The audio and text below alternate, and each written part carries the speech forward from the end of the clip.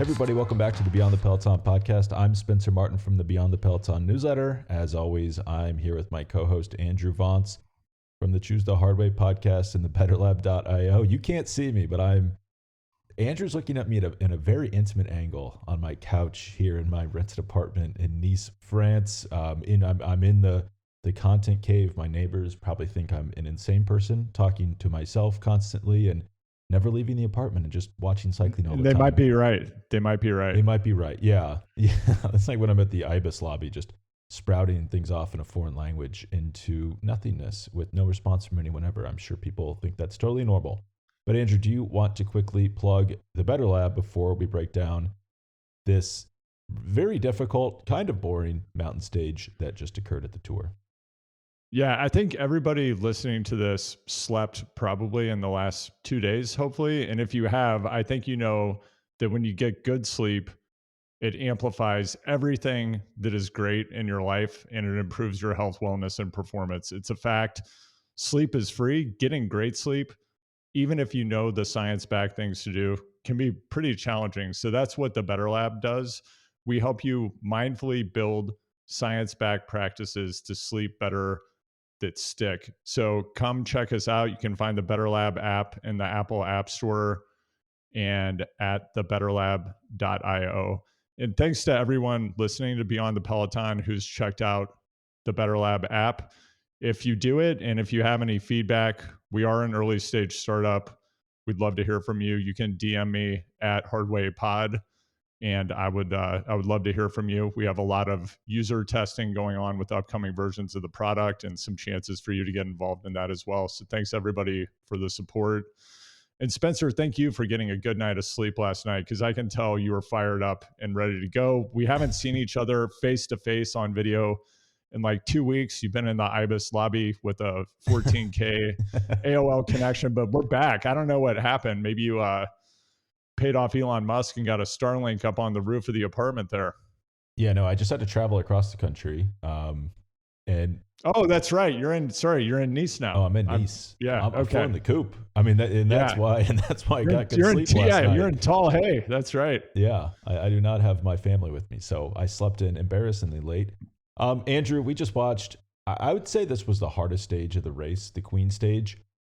It's been an odd tour, very strange, because a little bit of sleight of hand early on. It was like, oh, this course is so tough. It was tough in Italy. It was also very hot. Like the numbers, like the actual power numbers weren't that high. People were just falling apart. Then we didn't have a mountain stage for like over a week or around a week. The Pyrenees were tough, but it sounds crazy, but we're now going into the Alps, which are even harder. And like the tough mountain stages were today and tomorrow. And I just rode stage 21. I'd say that's a mountain stage as well. So the race is decided. We're hitting the mountains, not exactly how you draw it up, probably the price we're paying for having such an exciting, opening to the tour, that things get settled. And now what I thought would happen was riders would settle into defensive modes. Maybe Remco Evenepoel might attack Jonas Vingegaard to take second. Nope, we just saw Visma send some satellite riders up the road. You texted that you thought an attack was coming. That attack never came. Tadej Pogačar said, I want to win this stage. I'm awesome. Look how awesome I am. And I'm going to absolutely crush everybody, and rode away from the GC contenders, mowed down poor Matteo Jorgenson, and won the stage at Isla 2000. This is kind of a home summit finish for a lot of riders, but Matteo and Tadej, since Isla 2000 is the ski resort outside of Nice/Monaco. I think it's like the closest high altitude ski resort. So everyone goes up there to do their altitude camps. And I'm sure that's the only road in and out of the resort. So I'm sure they've all ridden it a bajillion times. But your thoughts, Andrew? The big question, American media is abuzz right now. TJ Van Garderen was screaming, throwing a fit on the post-race show, how Tadej Pogačar lacks class, should have let someone else win. Never mind that that's sporting fraud, and actually against the UCI rules, they have a rule against doing that. But what do you think, Andrew? Do you like it? Do you think he should have just laid down and said, I cede, please take the yellow jersey, I need to win no longer? There's nothing I like less than when people don't go all out and contest a finish in a sporting manner. That includes if there are two teammates going to the line, like we saw in stage 1 of the tour this year. I don't want to see one guy sit up. Just kick your teammate's ass. I want to see you punch each other in the face. This is bike racing. This is pro sports. I cut a beautiful ride short, overcast, 70s, ocean, mountains. I said, I got to get back and watch this stage. If Tadej would have sat up and let Matteo win, personally, I would have been pissed. I could have been out riding. Why am I watching this? And I want to see great champions win. And I want to see them win as much as they possibly can. The irony of this is, what is everyone obsessed about this entire tour? Like, what's the number one storyline that you've heard over and over and over and over and over again? It's the Mark Cavendish breaking Eddie Merckx's stage win record. How do you think they got all those stage wins? Oh, they won all the time. Do you think people were upset that they weren't winning at the time? Probably. But that's how we measure greatness. Like Michael Jordan won 6 NBA titles. He didn't say, John, Carl, I've won a lot. You guys take this one. Like, that's so lame. Like, I want to see champions crushing people. Yeah, it is one of those conversations that this is just going to be litigated until the end of the time. I actually remember you and me having a conversation. I think it was maybe 2 years ago at the Dauphiné when Roglic I think Roglic was winning and he totally annihilated someone at the line and just kept winning stages, which I loved. Do you remember that stage? And then everyone was up in arms. I went back. Yes, I do remember this. I thought, oh, this sounds familiar. I went back. Do you know who he annihilated? Gino Mater, who's passed away since tragically. But do you? So he stacked up, I think, 3 stage wins, tons of time bonuses. Everyone's up in arms. Primo's is ruining the sport. He needs to be nicer. Do you know what happened? Do you think he went on to win that race? No, he didn't, because he crashed on the final day and lost time and didn't win. If he would have racked up more time, he probably would have won. So, like, people forget this is a live race. Tadej Pogačar is not absurdly far ahead of Jonas. He's now 5 minutes ahead. Could probably start to be defensive now, but a 3-minute lead is not open and shut, especially with 2 mountain stages remaining. So sometimes I think people forget that there's a live race happening and time is cumulative. Yeah, it's not just a John Tesh music video out there for anyone who was a fan of the tour in the 80s. This is the real deal. I was actually thinking about Pog, and I don't think he has a nickname yet. He's going to need something much better than Top Ghana, which I think is one of the lamest nicknames of all time. I love you, Filippo Ganna. I know he might be the next rider I back for GC at the tour in 2025. Now that GC Wout hasn't panned out, I have thoughts about Wout's performance in this race. We can get to them. When I think about how Pog comes across in post-race interviews, and don't get me wrong, I don't support Big Dolphin, right? I don't like dolphin shows at amusement parks. I'm not into SeaWorld. I reject Big Dolphin. I did grow up in the Midwest, and there was a dolphin show at Worlds of Fun, which I'm going to bring up for the second episode in a row. The premier theme park in the Midwest there in Kansas City, Missouri. And they had the Fins and Flippers show at Worlds of Fun. And they seem like fun animals, but you know that in the wild, they would have been hunting in packs. They would have been savages. And when I was watching Pog in the race today, I actually was thinking about Matteo Jorgenson up the road. And of course, I would have loved to have seen Matteo win that stage. But I kept getting this image in my head of that in Jaws, just the dorsal fin starting to surface in the water. You know Pog's behind you.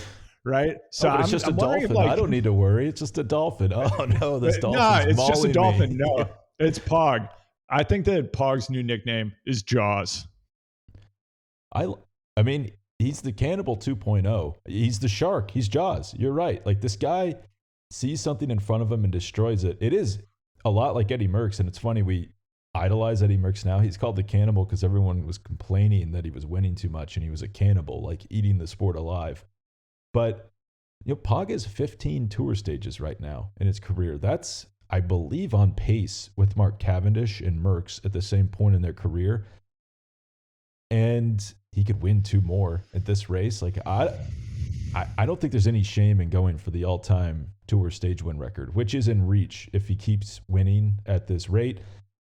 And I think the guy is thinking, I want to be considered the best of all time. because why not? Because I'm putting in a lot of work and I'm very good. So he needs to win as much as he possibly can. I mean, what happens is these things happen in real time and you contextualize them and you're like, oh, wow, gave away Gent Wevelgem to Christophe Laporte. But flash forward, what was that, last year?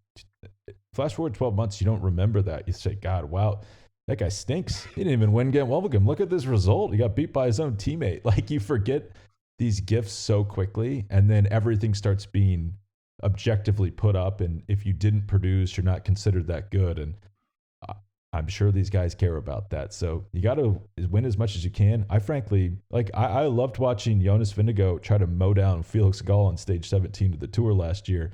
That was amazing. He got held up. Christian Vandevelde might have had a little bit of money on, or no, it was Thomas Vogler was on that moto. And, oh, sorry, the moto's blocking the way. You can't go, Jonas. But I love watching these guys just absolutely dominate. And we should say stage 17 of last year's Tour, Pogačar gets absolutely embarrassed and humiliated by Jonas and Visma. I wouldn't forget that when you think about today, like what team was he chasing down? And also what team started that stage extremely confident and aggressive in trying to put Pogačar and UAE under pressure? It was Visma, sending those guys into the break in the first place. So I'm sure there was a little bit of like, F you, Visma, come in their way. If it was, even as I say this, I don't believe, there's like a robot dog that is at the Tour and it is now walking around on the French TV post-race coverage. It's very distracting. I need to know more about that robot dog. Okay. But it's actually, I would say that was the most memorable thing I saw at the Tour was the robot dog walking around.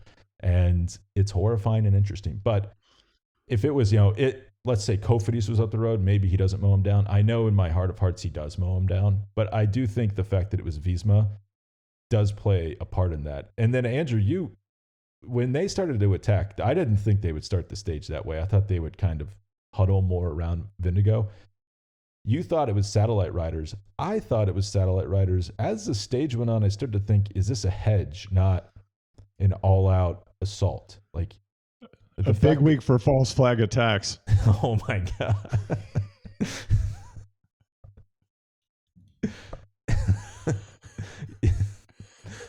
No comment. But yes, you could describe one of those as a false flag attack. As were they really up there for Jonas? Or even if you think about yesterday's stage, a lot of effort going into that breakaway. Like, have they given up already? Yeah, I mean, it did. Just looking at Jonas's reaction following the stage, which I would like to talk about that as well. I think that they were satellite riders. And I think at some point during the stage, the call was made, Jonas isn't going to come across, just go for it, Matteo. So I think in this instance, the road did decide what happened later in the race. But I think the strategy at the outset was, let's make this as hard as possible. Let's send riders up the road. And with the thought that, hey, maybe Pog has a bad day. He has had a bad day at both of the last two tours. That bad day was a decisive moment that had altered the outcome of the race and went in Jonas's favor. And I think Jonas truly believed going into today, he still had a chance of winning the race. And then we saw his reaction following the race, which he seemed very emotional and like he had a breakdown at the top. His partner was there. He was distraught. And I like seeing that too. And I actually think it's interesting. So professional cycling is one of the few sports where we see these riders openly crying in defeat and victory. And I think it's very healthy because these are the most badass athletes on the planet, in my opinion. And I like that they're exhibiting a full range of emotions, which I think is appropriate and a good model for people watching the events. Yeah, they're also just falling apart emotionally and physically, which it's not. Which is part of the job. I think that's part of what you've got to get about these people who are at the very, very limits of human performance and experience. You're just microns from fracturing and completely falling apart. And like when you go that far, it's mentally, emotionally, psychologically exhausting. And it's crushing in the moment when they don't win. It's normal. Well, it also shows you how much of a competitor Vingegaard is, because Oh yeah. Like, he's going to get second at this race, I think, after today. That was really impressive. He just didn't look under pressure at all from Remco trying to drop him. Yeah. The fact that he had the crash he did and came back to likely get second at this tour is unbelievable. And a lot of riders would say, wow, that's impressive. The guy clearly there's no good feelings at the moment. You know, it's just like absolute, he's crushed that he did not win, and he expected to win. He didn't say, I'm going to come in here, and if I finish second, that's pretty good. I remember Joe Biden, if I finish second, that's okay if I gave everything I did. That's what he said recently about the election. Jonas didn't have that same mentality, apparently. He's just absolutely crushed he didn't win, which I do love to see. Also, we should mention even just the toll on these guys. Today's stage, I got in a mini little argument where I just should have let a comment slide before the tour from someone to be like, they don't actually go that high at the tour. Like, we're talking 4,000 or 5,000 feet. Today's highest point was near 10,000 feet. The bonnet is 2,800 meters. So like, these guys were up there, high altitude after not being at any altitude really in those transition days. So that will do a number on your body and your emotions. You start to go a little bit nutty when you climb that high after not having any acclimation to altitude for a few weeks. So like, apparently it's the highest paved through road in continental Europe. They don't consider it a mountain pass though, because it could go lower but goes higher just for the stats. So they don't give them the satisfaction of calling it a pass. I feel like they say that about probably 4 different roads a year. I feel like. Yeah, like Stelvio is the highest paved road. Yeah, sure. If it was the highest road, that's what we would call it. Yeah. Yeah. Andy Hampson was out there in REI mittens in 88. I want to go back for a minute because some people are going to say, hey, you want to nickname Pog Jaws. What about Vincenzo Nibali, known as the Shark or the Shark of Messina, because he was born near the Strait of Messina? I would say, come on, Pog is the A+ ultra of sharks. He's Jaws. Yeah. I mean, Nibali is like he's a Mediterranean reef shark or whatever they have.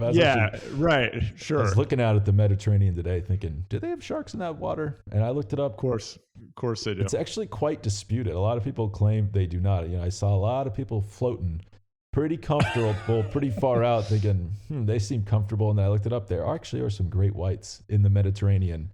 And at the end of this tour, Tadej might just jump in and join one of their packs because that's what he's looking like right now. Yeah, Spencer, I can already feel that following the Tour de France, I think that there's going to be, we're already seeing it. Some people are calling into question the veracity of these efforts from Pog, from Venugo, due to Operation Tailpipe, the carbon monoxide rebreathing controversy. This seems solidly gray area to me. I know we talked about it on the previous episode, but I wanted to bring it up again because I'm seeing some repetition of that story in other outlets. And sure, we can have a discussion about whether in the future this needs to be banned. The reality is it's not currently banned. It's a gray area. If they're using that methodology, even if they're rebreathing carbon monoxide versus just using this device to test their carbon monoxide levels, it's within the rules and it's fair play. Yeah, if it's not illegal, you can do it. That's obvious. You probably shouldn't. I don't know. If someone's like, hey, do you want to breathe in this carbon monoxide? You're going to be faster. I'd say, no, I don't think so. But I'm also not trying to win the Tour de France. Yeah. These guys are going to put them, also starving yourself and being as skinny as they are. Have you seen how skinny Jonas Vingegaard is? That's not good for you. In my opinion, that's kind of a gray area. What you have to do to your body to even get to the point to produce required watts per kilo numbers it's frankly unhealthy. And you could say it's dangerous in some ways, but they're not going to ban weight loss anytime soon. So if it's not banned, people are going to do it. I don't know. Sometimes I do. It is, I guess, an interesting intellectual conversation to have. If you could just kind of inject some EPO. This is the Mikel Ferrari excuse, by the way. If you could just inject some EPO and get all those gains, is that a lot healthier than doing all these legal things like starving yourself and huffing carbon monoxide? Is that actually the ethical thing to do? versus the dangerous things that are legal. That would be a fun debate to have. But all these people like almost acting like it's a gotcha, right? Or am I like, that's kind of what it seems like. Oh, they're huffing carbon monoxide. We caught them. It's like, well, I guess they just said they don't do it, by the way. They didn't say they did it. And it would be fine if they did it. So I don't totally get that. That whole conversation seems a little funny to me. Yeah, I agree. I'm not even seeing circumstantial evidence that would indicate something that's not sporting, that's against the rules is going on. I think it's a gray area methodology if it's being used, if it needs to be banned in the future. Spencer, I believe we've talked about this on the pod, and if not, we've definitely messaged about it. A gas that is illegal to inhale in training is xenon gas. And xenon gas was widely used in the Eastern Bloc and specifically in Russian hockey, professional hockey and lower level minor league hockey, I suppose, for a very long might time. Still be, they call it, yeah. If you talk to players that go over, they call it Russian gas. And they claim they don't know what it is. There's a pipe coming out of the wall and you huff on it. Hearing these, I love hockey players, by the way, like absolute people look at them in their suits and they're like, cause they always dress up in suits and with like they don't even wear technical jackets. They wear wool overcoats and like, that's a young man that has it together. And then you hear him talk like, yo, bro, I was huffing the Russian gas out of the wall and I was absolutely flying, man. I couldn't be stopped. But the way they talk about it, it does sound a lot like xenon gas. And they claim it doesn't happen in the NHL, but I don't know how much I believe that. Right. So I dug into the research on this. I looked at all the research around xenon gas and its benefits for endurance athletes, which are real. And that's why it's a banned substance, because it provides an edge and is not good for you. So I don't know. Are we going to see this with carbon monoxide in the future? Potentially. And I don't know. Maybe we will see some riders get shadow banned, as we saw with Nairo Quintana for his tramadol usage. Yeah. Which people assumed meant he took a blood transfusion during that tour, because they thought there's no way someone's dumb enough just to pop a tramadol knowing they're getting tested. Like what is even the play there? Like, oh, I hope this doesn't show up. So either you're so dumb the team can't trust you to not take something more illegal, or you took a blood transfusion. So that's the shadow. And then he just wasn't signed for a year. And it does make me a little uncomfortable, because even with the Lopez is not well liked. Miha Angel Lopez. Right. He got fired for an association with a doctor who was trafficking performance enhancing drugs. Yeah, I'm a little uncomfortable with how that plays out. It's almost always guys that are good, but not too good, not that popular in Europe. It doesn't ever seem like, I don't know, notable Team Sky riders maybe were having drugs flown to them across international borders, and kind of seemed like that was fine. But when it's Lopez, he needs to not be racing. And he's since been, I guess, given a ban. But yeah, it is a little funny that those shadow bans tend to happen to South American riders or Eastern European riders, but never really people from really powerful cycling countries. Yeah, the last comment I'll make, just for right now, I'm sure we'll talk about this more later, related to carbon monoxide. I did see a quote related to this matter from a GM of a team who has 2 doping positives on his team within the last 12 months, talking about this specific issue, which is totally fine. But I think that, I'm just really curious what the temperature is within other teams. And I wonder if teams are envious that they didn't think of this methodology first, or I'm wondering what's actually going on. And when you look at the instrumentation that they're talking about using, which is a device that can be used to rebreathe carbon monoxide. So to actually put it into your lungs, which we know increases hemoglobin. That's what the research shows.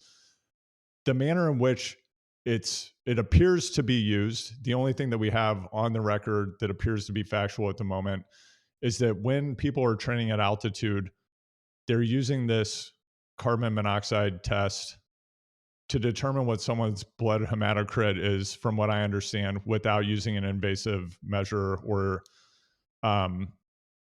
which is, like that's what people would do in the old days. It's very much associated with EPO, is that you would constantly have to be testing your blood to see what is my hematocrit. And that's like back in the day when people were, like Bjarne Riis, Mr. 60%, people had to wake up in the middle of the night. People I'm talking about, people who were doping, who were professional cyclists, to test their hematocrit because their blood was basically jello and they were afraid they would die if their hematocrit got too high and their blood was too thick during the night. That's not what's going on right now. It's just using an exogenous method where you don't have to actually draw blood to understand what's going on with the composition of your blood, from what I'm understanding, looking at the research here. Yeah, and then they eventually capped it at 50 hematocrits because people were getting in a spot of bother. And then you would spin your blood to make sure you were under the legal limit. Right. This kind of feeds into my last theoretical on this. So okay. I can almost hear Lance Armstrong in my ear being like, Tadej, don't do this. Don't attack. What are you doing? What are you doing? Same thing people were saying about Jonas last year on stage 17. Like, what are you doing? Don't go for the stage win. This is just going to cause trouble. People are not going to like you. They're going to start accusing you of doping. But wouldn't you only think that way if you were doping? Like, if you're not doping, wouldn't you say, well, I'm going to attack and win because I don't care if people accuse me of doping. I'm not doing anything wrong. So if Tadej was riding this tour and like making sure to be 1 second in front of Jonas at the end of the race and kind of look tired, wouldn't that be suspicious behavior? And then this isn't suspicious behavior. It doesn't fully make sense to me that if you're throwing races to make people think you're more tired than you are, that would actually be kind of suspect. Yeah. The number one thing you can do to make yourself the subject of doping accusations is to win the Tour de France. So I think Thibaut Pinot never had a problem with it. Yeah. Thibaut Pinot could just go play with his goats and feed them really delicious looking croissants. But yeah, that's a problem that Pog's going to have because he's a winner and he's winning the race. One other thing I wanted to say about today, and Spencer, I'd love to get your take on this. Seeing Jonas's reaction following the stage and also seeing the news yesterday, Visma-Lease bike has announced Sepp Kuss will be leading at the Vuelta. If I'm Jonas, really? Am I not going to the Vuelta? Well, I heard that. Well, it's funny you mentioned that. I was just thinking today, I was like, what's going on with Sepp? Is he going to be at the Vuelta? And because I was thinking maybe about a show being more regular during a future Grand Tour. But I heard Jonas is having a kid. This is just a rumor. Having a kid during the Vuelta and might not be doing it. So I also thought that was weird and looked into it. And he might not be available for the tour. I don't know. I saw his partner on TV. I forgot to check if she looked pregnant or not, but that's just a rumor I heard that would explain his absence from the Vuelta a España. He also might be absolutely cracked after this. I don't know. That's true. But I can't imagine if he was healthy and going to the Vuelta that they would say Sepp Kuss is leading, because that's a funny thing to think about. Like, I had forgotten about Jonas even being involved in that at all. It all got kind of heaped onto Roglic. It's like, yeah, that is still like some tension. There's got to be tension left over from that. Yeah, you would think. And now Jonas, this feeds into my point too. So last year, Jonas Vingegaard, huge doper. Tadej Pogačar got cheated out of a tour. That was kind of the outrage. And then this year, Tadej's the doper. Jonas is getting cheated out of a tour. Like, these are childish level illogical arguments where it's like, well, whoever wins, you say they're doping, and then the guy that was doping last year forgot to dope this year. Like, that doesn't make any sense. So, or what about Simon Yates? He finished 40 seconds back. Matteo Jorgenson finished 21 seconds behind Tadej Pogačar today after being in the breakaway all day. Like, these guys are just not getting, like, I was actually shocked that breakaway did as well as they did.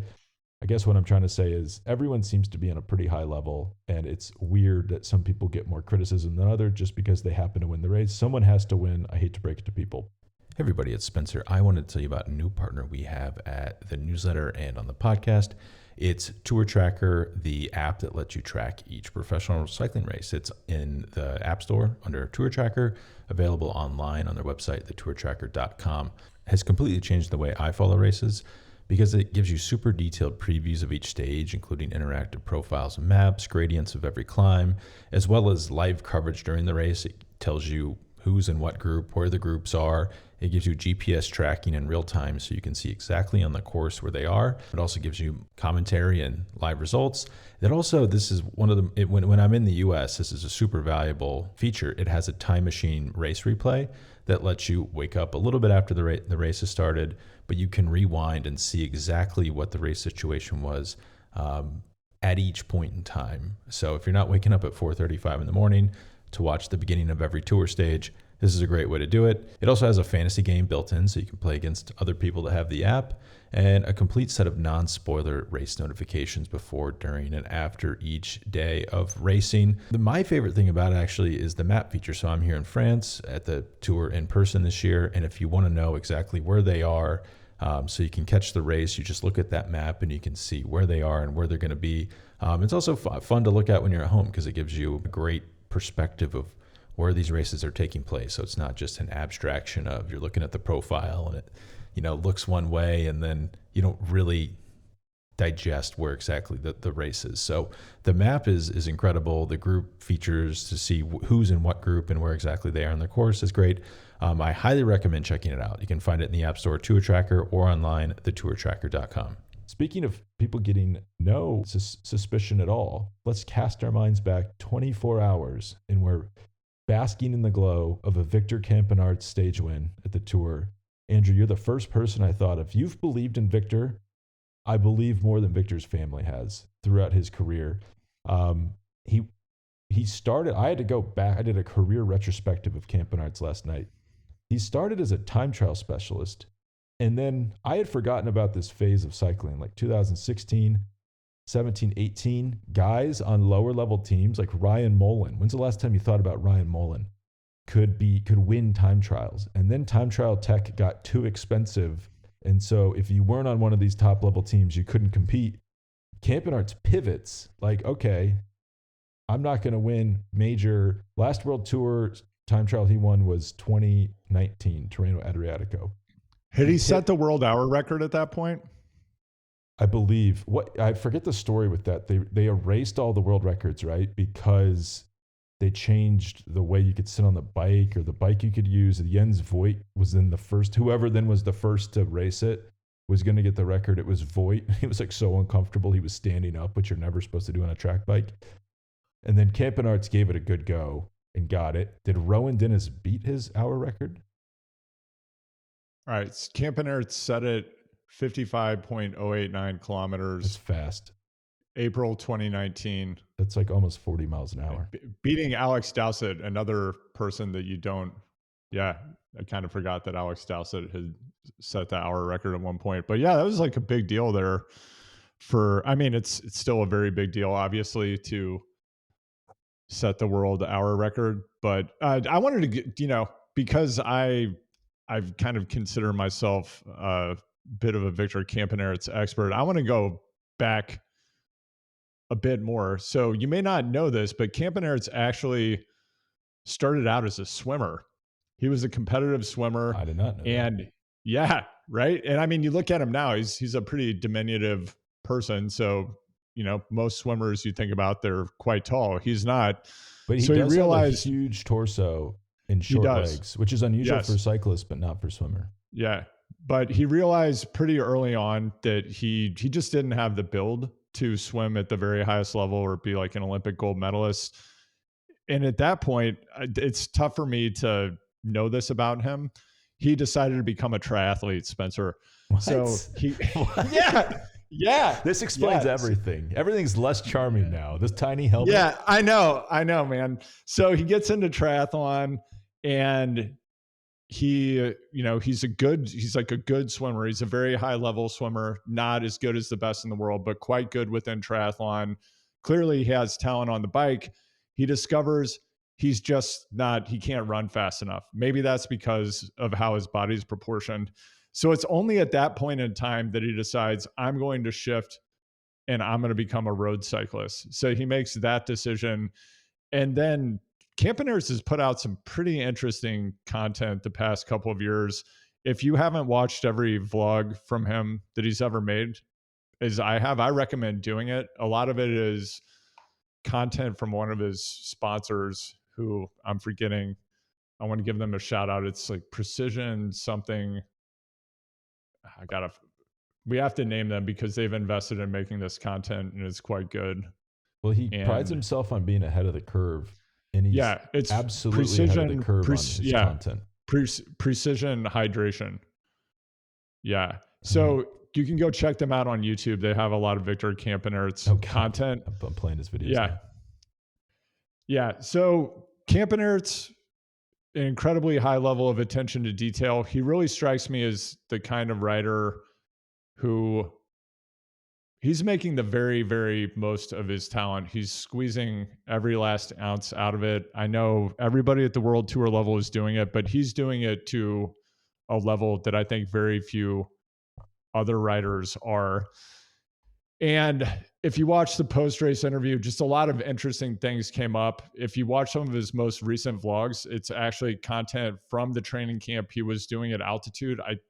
This is really interesting too, Spencer. He didn't mention anything about the tailpipe, so I don't know if he's an Operation Tailpipe guy, but he had an extremely extended high altitude camp. So I think he was at high altitude for 2 months or something.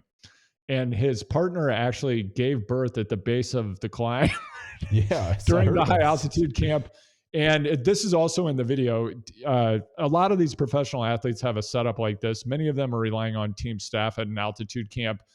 He alluded to this in his post-race interview, and we'll get to this. Something weird was going on with Lotto. It sounded like they let him dangle and promised him a contract extension, then didn't come through, was reading between the lines. You didn't have to read between the lines too much, but that's kind of what came across in the interview. So instead of being at a team camp, he's with his partner, just holed up at altitude. She prepares every meal for him. So all he has to do is he's not Harry Sweeney making gourmet meals. He just sits down, his partner puts the food in front of him. It's all perfect macros. And then he goes back out. And he's the kind of guy he's like warming up before his warm up on the trainer in the morning. He's doing all the mobility stuff. He's doing the next workout, then another workout. This man is like a robot, actually. And the only thing that's not calculated about him, which he does mention in one of his vlogs, a lot of people think the fact that he's not wearing any eyewear. I thought about this on my ride today because I had a huge bug fly into my sunglasses. I'm not going to name the manufacturer of the glasses because I'm still holding out for an eyewear sponsor. But I thought, this is why you wear glasses, because stuff hits you in the face. Campenert's doesn't wear eyewear because he said, I just wanted to do something different. There's actually no reason I do this. That's not the area where I would probably make that decision personally, because stuff does hit you in the face when you're riding a bike. Can you imagine? It's so sunny in the summer. It's your eyes get sunburned too. It makes no sense. He's going to have cataracts when he's 35. I think off the record, someone said to me, that just shows you how strange he is. That is such a strange thing to do. I used to ride with the big wave surfer who would do the same thing and claimed he could dodge the bugs with coming into his eyes, so it wasn't actually a concern. Oh wow, that's amazing. But yeah, it's always an oddball. You see someone without eyewear on the bike, you're like, that person is delightfully strange. Just be warned. I mean, I don't recommend anyone live their life this way, but what he's doing is actually quite clever and it actually could all be fake, but no one will accuse him of doping because they see the whole process. If you show your work, that's actually the best way to ward off any suspicion. I think it's actually, I think in 10 years, all pro cyclists will be doing what he's doing in terms of I don't follow it because I don't speak Flemish. It's a fully Flemish YouTube page, right? No, it's all English. It's all English. He does everything in English. Yeah. I saw clips where he rode Van Aert, he convinced Wout Van Aert to go in the early breakaway with him and then kind of like rode him off his wheel. And then Van Aert was pissed about it. And he's like vlogging about it right after the race happens. It's new. What they would say in the NBA is that's new media. And he's on the forefront. Yeah. We've talked about this here on Beyond the Peloton before. I definitely thought about it again yesterday. Man, you don't want to be behind Victor Campenaerts in a breakaway. The guy has his CDA has got to be approaching 0.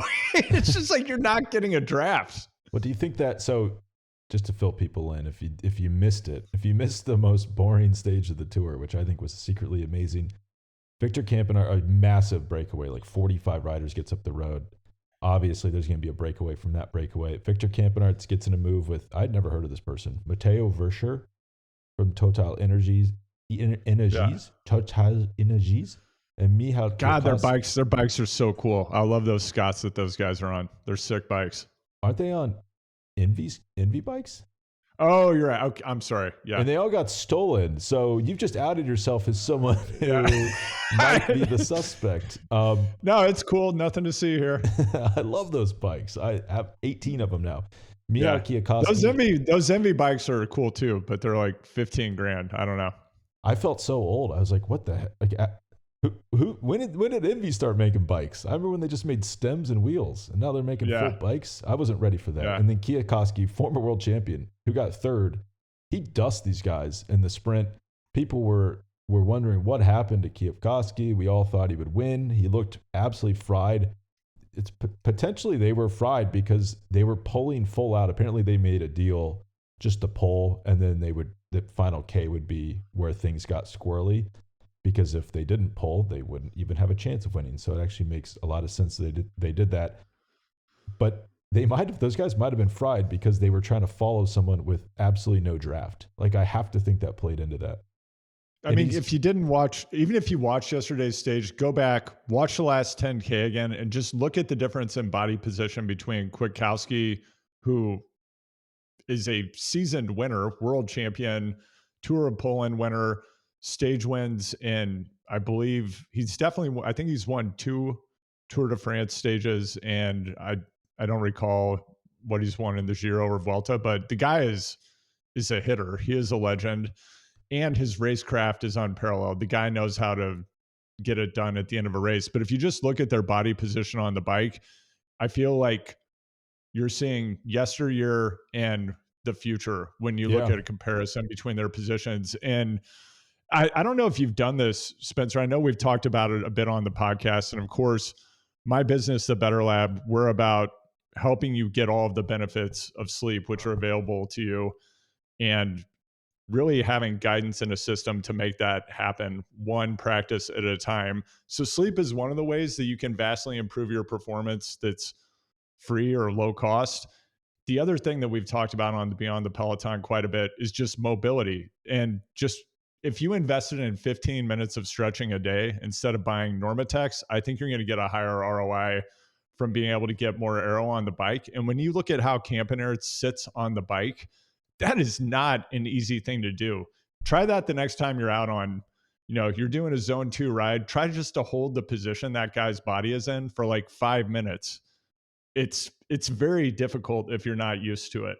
I think you said when Jonathan Kaplan was on that instead of getting an aero bike, if people just stretch 15 minutes a day, they'd get more aero gains. And that's like the first thing I thought of when I saw Campenaerts. Like, it's very hard to do what he's doing.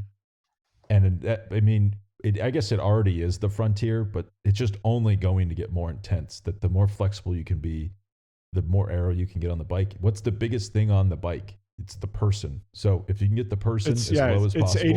It's 80% of the drag is your body. Yeah, people don't think about it. And that's why I try to be as round as I can. So I'm more aerodynamic going through, slicing through the air.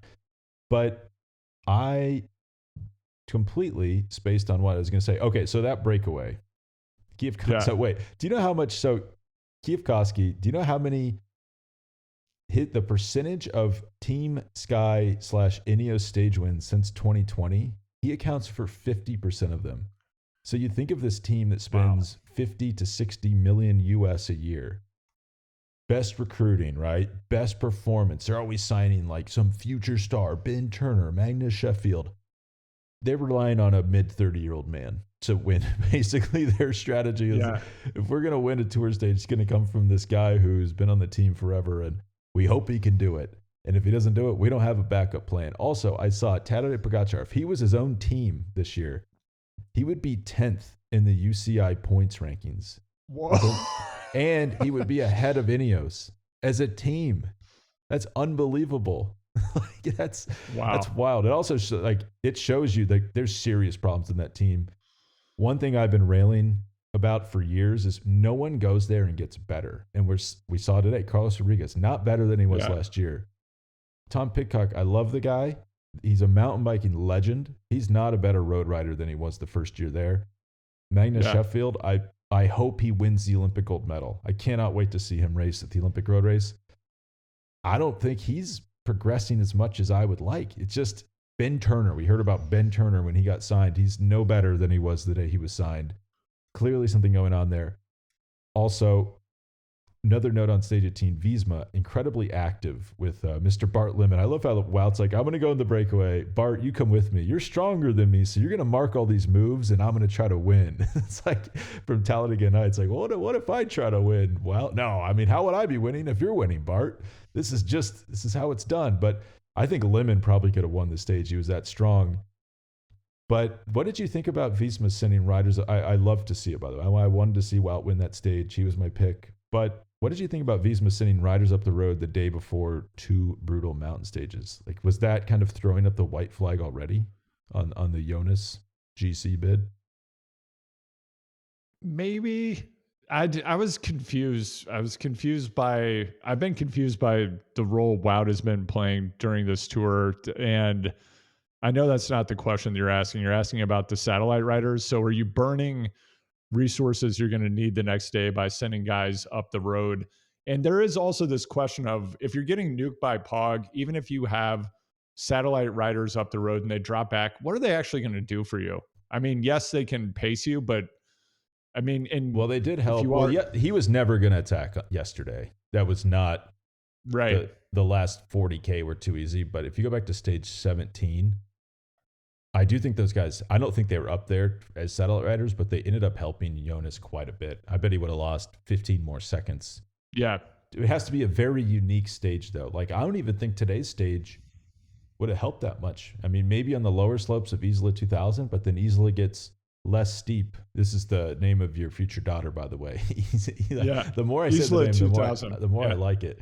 And it gets less steep the closer to the top it gets, but you're not going to be with your teammates there anyway. So it's actually, I think satellite riders are one of the most overused concepts in cycling. It has to be such a specific course like stage 17 for it to work.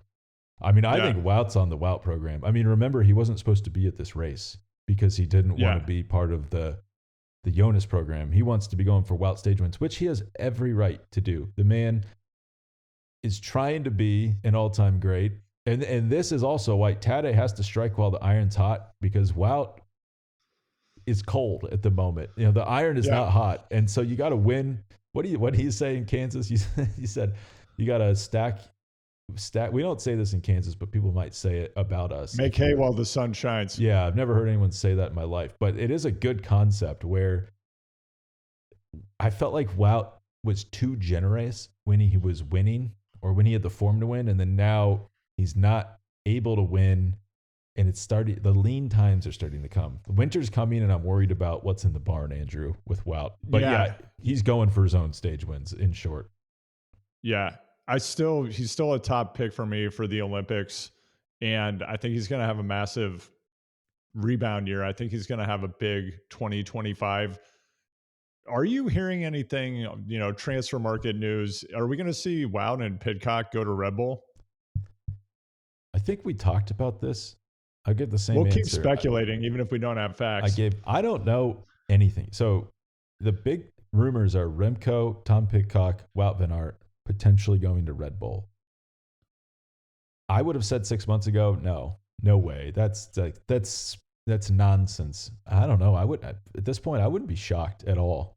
Like, And what did those guys prove that like Ralph Denk moves in silence? Like you might Yeah. be all comfortable. Oh, we got Remco locked down through 2028. You might get a text the next day. Oh, I'm out. And then Remco's announcing via Twitter that he's broken his contract with Quickstep. So I have no like information on this. I just wouldn't be shocked if they were on Red Bull next year, especially with what we're seeing clearly. And I mean, what do we see today? Like Jonas Vingegaard kind of isolated in the GC group with his teammates up the road while it's dropping off the back, because he tried so hard to win yesterday. Like he's just not invested in that project. And Jonas isn't going anywhere. Like they're going to be trying to win the Tour with him for years. So how does that work at Red Bull? That's less clear to me, because when Remco or Roglic want to win the Tour, but I guess they'll figure that out later. But I wouldn't be shocked if he's there next year. He's got the helmet. It's weird. Yeah. But my son's always like, why does Wout have different teammates? I'm like, I don't know. I'm very confused how they can just have the same sponsor on their helmet. Yeah, it is confusing. And even if you're on the Bora Red Bull team, you're not actually a Red Bull athlete, but you've got the Red Bull helmet. I don't know. But Red Bull kind of pays your salaries. So if you're at a bar, you shouldn't, like at when I was in college, we've gone off the rails here. But if your first year in the fraternity, you weren't a real member, and if you ever got caught, they'd like send women up to you that would say like, "Are you in Fight Out?" And if you said you were in Fight Out, boom, you're caught right there. They've got you, and they lock you like in a room with no windows for 2 days with a bowl of water to teach you a lesson. And that, I think that's what it's like at just Red a Bull. beer bong running in from the exterior of the building. Russian gas and a beer bong. But I think that's what it's like. The bottleneck. If Vlasov says he's a Red Bull athlete, that's not going to go over well. All right. Well, let me ask you this. I've had this question as I was watching the race unfold this morning. I love seeing Jaws. I just want to see him Pac-Manning and eating up everything on the road as he progresses to victory stage after stage. Historically, I haven't really had a high degree of interest in, other than stage wins, like what's going on in the rest of the race. I don't really care about 2nd through 10th places. I know it means a huge amount to these athletes. It's an honor to stand on the Tour de France podium. It really affects the race too. Yeah, it affects the race. The thing I was thinking about though, even with the way he's performing in this race, realistically, is Remco ever going to actually win the Tour? I'd love to say no. Nothing would give me more. I don't know why I dislike Remco so much. Nothing would give me more satisfaction than saying no. But I think you have to say yes, just because, like, when you look at, I would say the person who finishes third behind Pogačar and Vingegaard, it's almost a curse at this point, because it was last year, it was Adam Yates, and the year before it was Geraint Thomas. The year before it was Richard Carapaz, and all three are no longer GC contenders. But imagine if those guys weren't there. They're not going to be on top form every year. It's actually unusual that you would have two riders this good here. What if Tadej gets sick or crashes next year? Jonas doesn't really seem to matter, but stuff happens over time. Riders degrade quicker than you think. And Remco's so clearly the best of the rest, that the fact that he's so much better than all but two riders, I guess I just logically have to say, yeah, he actually could win it. I do see your point, though. The path doesn't look great if those two guys are fit, though, because he loses time every time in the mountains, except I guess that one time, but that wasn't really the high mountains. And he takes a little bit of time in the time trials. Even if there was a ton of time trials, like 150K time trials, Jonas and Pogačar are good time trialists. Like they're not ceding minutes to him. So it does actually, that path does seem hard. But yeah, I guess if you're Remco, you never know what happens. I mean, maybe those guys are all both hurt next year and you come and win. Yeah. Yeah. To my eye, he's sitting a bit differently on the bike this year. It seems like his position is slightly less aggressive than it's been in past years. I could be wrong, but just to my eye, watching him climb, also just like watching him anytime he's on the front. Previously, he looked like he was in a time trial position 100% of the time. And yes, you want to be as aero as possible. He just seems like he's in maybe a position where he can produce slightly higher power more sustainably in the mountains. but that's just my naked eye watching a guy on TV. Something seems different. Apparently he's a lot lighter, like kilos lighter. Okay. He never looked that heavy to me. I guess maybe you'd say he was like solidly built. Yeah. But apparently Right. he's lost the weight. He looks very good. If let's say Pogačar and Jonas get sick tomorrow, they can't start. He wins the tour by almost 10 minutes. So not a bad showing. It's almost like Nibali. Would you have said Vincenzo Nibali could win the tour? You'd say, I don't think so. But No, I can barely remember that he did. Chips fell the right way, and he wins by a ton. It's like a 7-minute victory, not even close. So stuff like that does happen. Cadel Evans, right? Would you say Cadel Evans absolutely could win the tour? No, but he did. Made it happen. He did it. Let's let you cook on. I would say that, so when this route was released, I thought, well, this is a fascinating into the race because you have not a lot of mountains. You have the Pyrenees, but maybe it's even after the Pyrenees. Then you have 3 big days in this part of the Alps we actually don't come to that often. Like, you kind of don't understand how big the Alps are when you're sitting from afar, but like these 2 alpine stages today and tomorrow, like it's very rare that the tour comes here. It's kind of more south and close to the ocean than when you'd think of, like Sestriere or other big, like the Jouplan, like the Glibier. That's quite a bit more inland than these mountains. But you have these big alpine climbs, and then you have a final day time trial, mountain time trial from Monaco to Nice. And you'd say, oh, that's pretty cool. Like we could see Le Mans. Hey, should Greg LeMond have not won that time trial, Andrew? Was that mean? Should he have let Fignon win?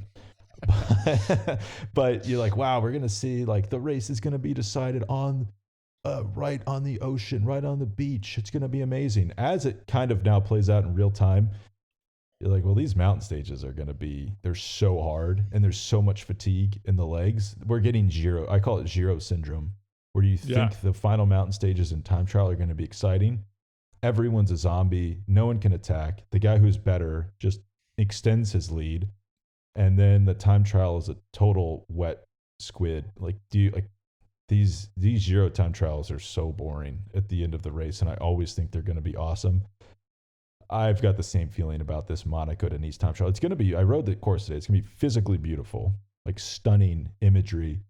I just don't understand why it couldn't have been a road race. It would have been a thrilling road race, and instead we get, I don't think it's going to have any consequence on the top 3. It might have consequence on your favorite 4 through 15 in the GC. You could see some places changing there, but I don't. Yeah, you're infecting me with your anti-time trial rhetoric by the day. I actually don't think it's going to be that exciting, unfortunately. Yeah, and for anyone who's just tuning in, what Spencer has actually done, he took a transcript of my thoughts on this final time trial from about 3.5 weeks ago, and now he's repeating them. Yeah, this time trial, it's not going to change the winner of the race. Yes, it will be consequential for 2nd through 10th. We might see some people swapping spots there. It's going to be meaningful for the transfer market and for their UCI points. Meaningful in that way for the average fan at home who wants something spectacular on the final day, like a sprint on the Champs-Elysees. It's going to be a snooze fest. I don't know. I struggle to get excited about watching people on spaceship bikes who can't see where they're going, riding around without the ability to change the winner of the race. I will say, so let's even say Remco Evenepoel moves into second. That would be in theory thrilling. Makes up 2 minutes in the final time trial. Yeah. I don't even know if I would be that excited about it. It is. I can't believe I'm saying this. I was a defender of the time trial a mere weeks ago, and now I do think it's going to be. I'm going to be at the race, so I don't care. Like it will actually give me less pressure because I don't have to even worry about watching the race. I can just enjoy the experience. But I don't think they'll be in time trial bikes because the climbs are way harder than I thought they were. They're like legitimate mountains. You start on an 8K long climb, have a short descent. You go up and over the top part of the Col d'Ez, which is almost 9% average. And then you have an extremely, extremely technical descent down into Nice. And then you are along that's the famous promenade, the Promenade d'Anglais, along the water. And I guess in theory, you could get on a time trial bike then, but you're going to be coming off the climb so fast, you wouldn't change your bike in the last 2 or 3K to maybe gain a few seconds. So I do think it's going to be done on road bikes, which is a step in the right direction. I think we should be doing time trials on road bikes. Yeah, I think time trials should be on road bikes as well. We may have talked about this on previous episode, but the UK has now introduced a Merc style category, and they have all of the 10K time trials that happen all over. And it's interesting because then there starts to be an arms race with the technology on the Merc style bikes. Yeah. There's a whole YouTube subgenre devoted to this. Alex Dowsett was tried to win, and then he got smoked by a Dan Bingham type guy who just optimized everything, was riding on 30 centimeter bars. It's the bike that won the national championship in England is pretty absurd. Nonetheless, I still think it would be cooler. And if the UCI is going to put all of these limitations on TT bike designs, which it is shocking looking at the bikes they're riding that there are limitations, but there are, just create greater limitations on the road bikes that you're allowed to use in a time trial. And personally, industry would not like this. Riders probably would not like it. I would like to see riders start and finish the race on, yes, you could have backup bikes, but I think it should all be one bike. So I think you should just have to, not like I'm riding an aero bike on this stage, a climbing bike on this stage, and a TT bike. Just do what the average person does. And yes, I understand this is high performance elite sport, but just have them ride one bike. That's why the little 500 is interesting and relatable and fun to watch, even though it's not professional athletes. Everybody's on the same bike. Well, what you're describing is IndyCar. Everyone's on the same car. Yeah, totally. Yeah. And it's interesting racing. I guess the losing side of this argument is F1 is way more popular and you have to build your own car every year. So shouldn't these teams have to build But they their do own have, bikes? nonetheless, they have rules. They're changing the rules all the time on all of the different parts, right? Because they don't want anyone to get too much of a competitive advantage. And once they kind of solve the Rubik's Cube, they're like, okay, we're going to limit this thing with that fairing. And then it kind of resets the playing field. And I actually, this is somewhat related to that. One more question for you on Camp and Ertz. So Camp and Ertz, number one, we know Taco Vanderhorn is out of the sport at this point. I kind of felt like the Camp and Ertz win was a proxy win for Taco because they're very much cut from the same cloth in their approach as riders. So shout out Taco. I know that you're a Beyond the Peloton listener. Respect forever. We love you, man. So Camp and Ertz, he's, now. Taco will rise again. Don't count Taco will rise again. All right. But Camp and Ertz at Lotto, I just what's going on with Lotto Destiny team management? Something's wrong inside of that team if Camp and Ertz is getting jerked around and let go from the team. How do you let that rider go? He's their best rider. Well, I guess Delee maybe, but we'll set that aside. It might be a bit of the problem we see on other teams where you get too good and you're going to leave the team because you're going to get a better contract.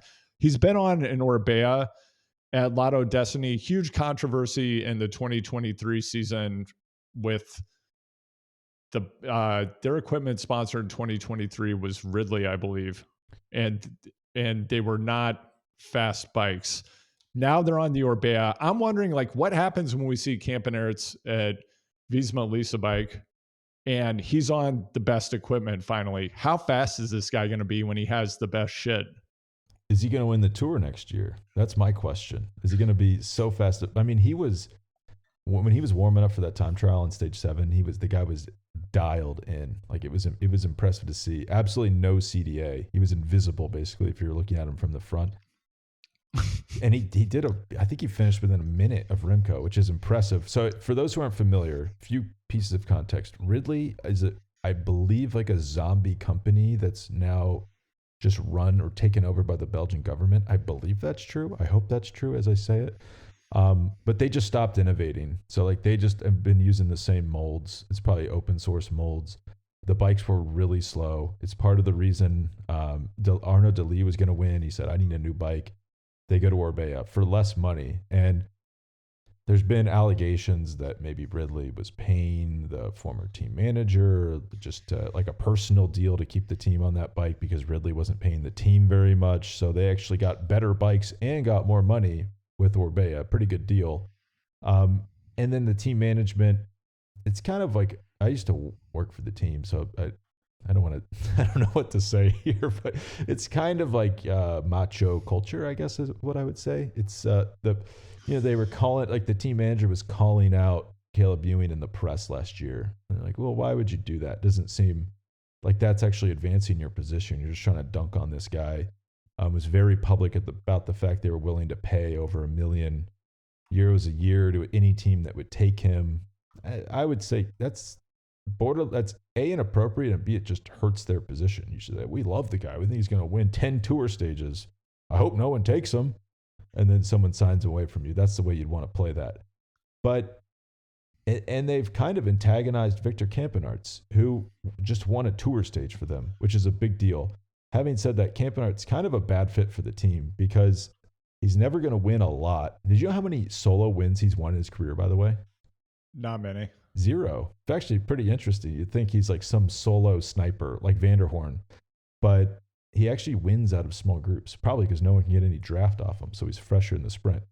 But he's actually, I think he could serve a really good role at Visma, like a Jan Tratnik, joker, wildcard type who does his role, gets opportunities when they arise, works in the shoulder grand tours when they don't have the A team. But he's probably pretty expensive, or he at least will be next year after this tour win. And I don't know if that's the best. Like Lotto needs a bunch of just Belgian guys that can sprint out of small groups at small races, like small but hard and interesting races, and rack up points so they can get back in the World Tour. I'm assuming that's part of the reason they didn't want to keep him, but I don't like the way they were jerking him around. That's not good. Don't treat Victor that way. No, that's not cool. Seems like a nice guy. I mean, sounds like they need to move in the Uno X direction. Just all Belgians, massive people. Do you remember? I'm just now remembering the previous show. You brought up Victor Campenaerts in like the first 2 minutes of the tour preview, and I was like, let's move on from this. And then now we're at one of the last days we're talking about him. So kudos to you, Andrew, for believing in this guy. We also should say the tour got kicked out of Paris. Usually they have the sprint finish in Paris. I kind of don't like it normally, but now I kind of miss it. It is a iconic and cool sprint finish, but they got kicked out because of the Olympics.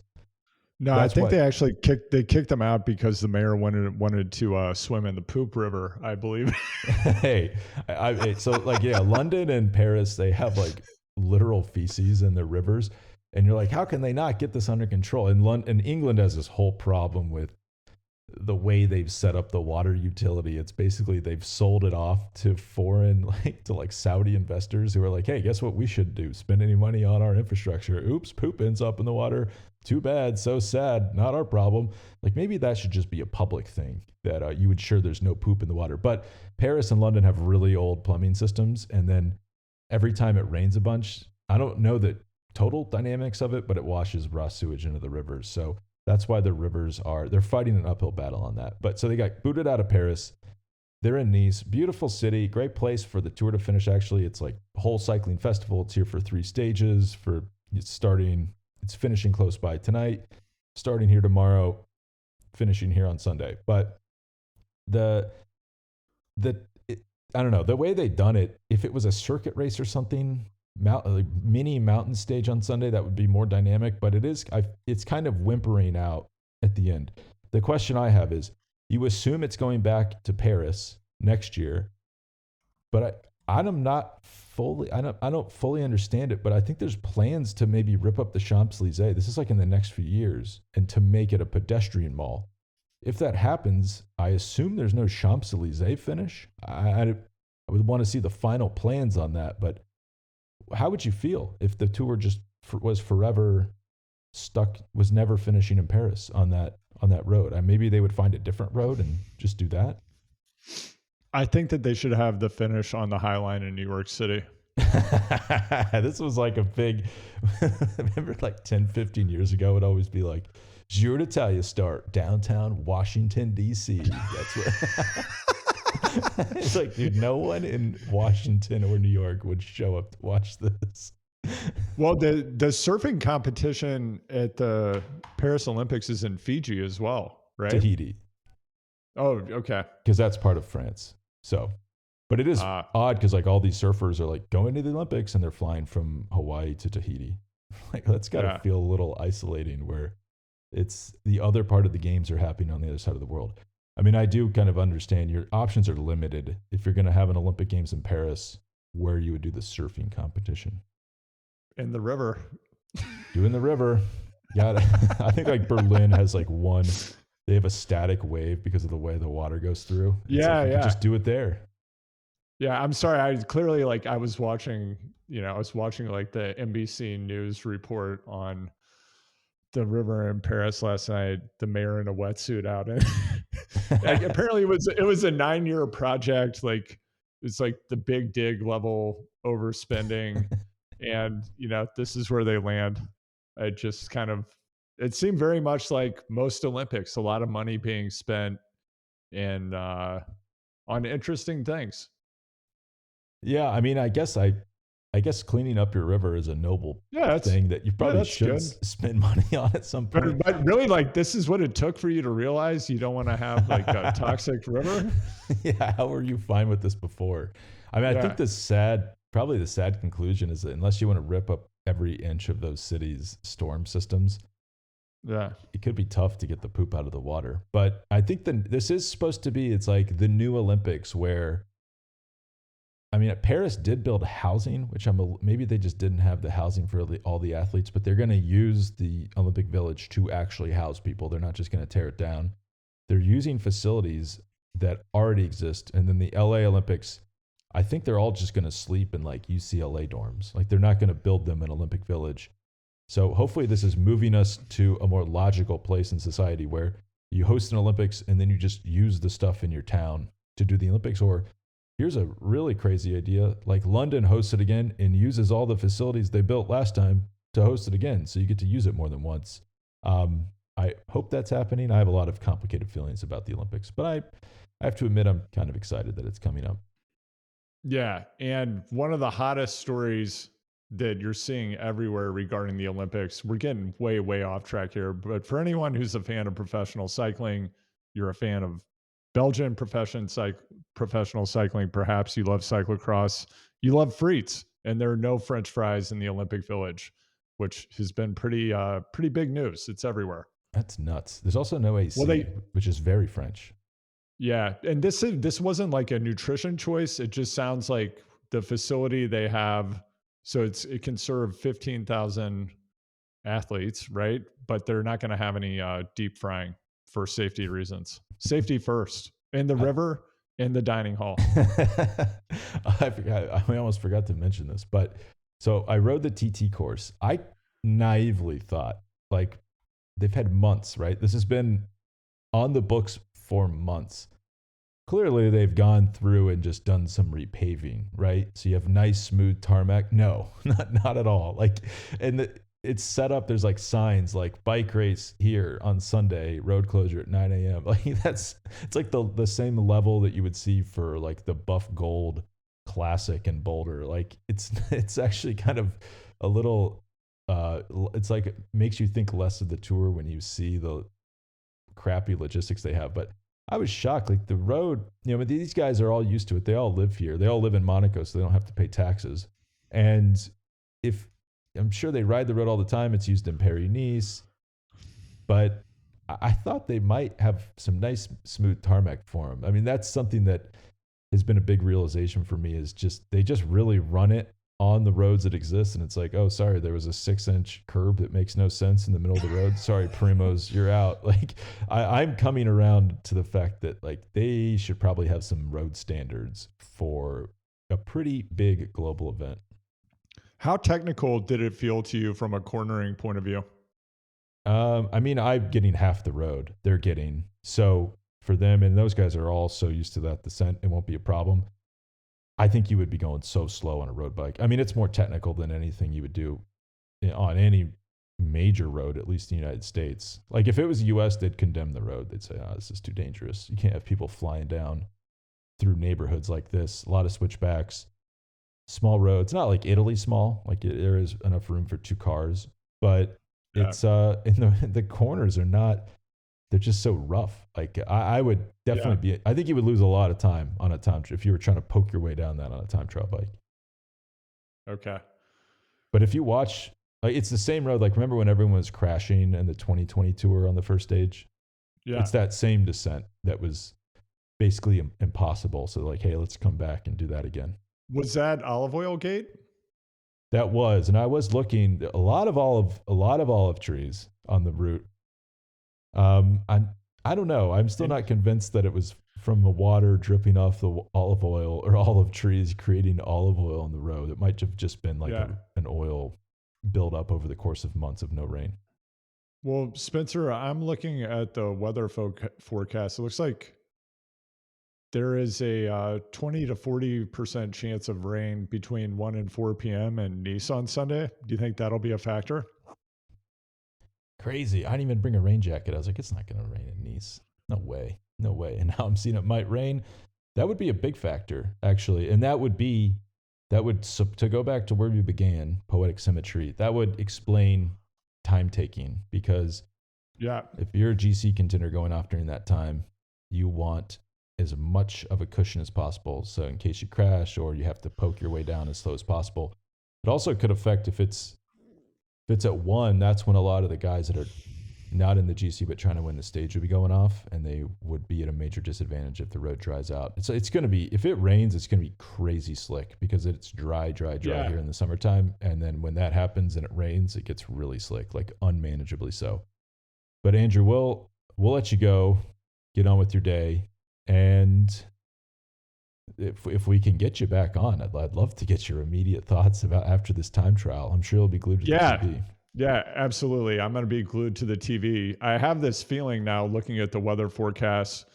So high 70s, it looks like when the favorites are going to be out on course, we've got a pretty high probability of rain, and it's showing that they're actually scattered thunderstorms. So that would put GC favorites on the course in pretty gnarly conditions. Like granted, it's, because they're all starting relatively close to each other, they're going to get the same conditions, but that could definitely be a factor in the outcome, at least of the stage winner. I wouldn't be surprised, unfortunately, to see a couple of top riders take a spill on Sunday.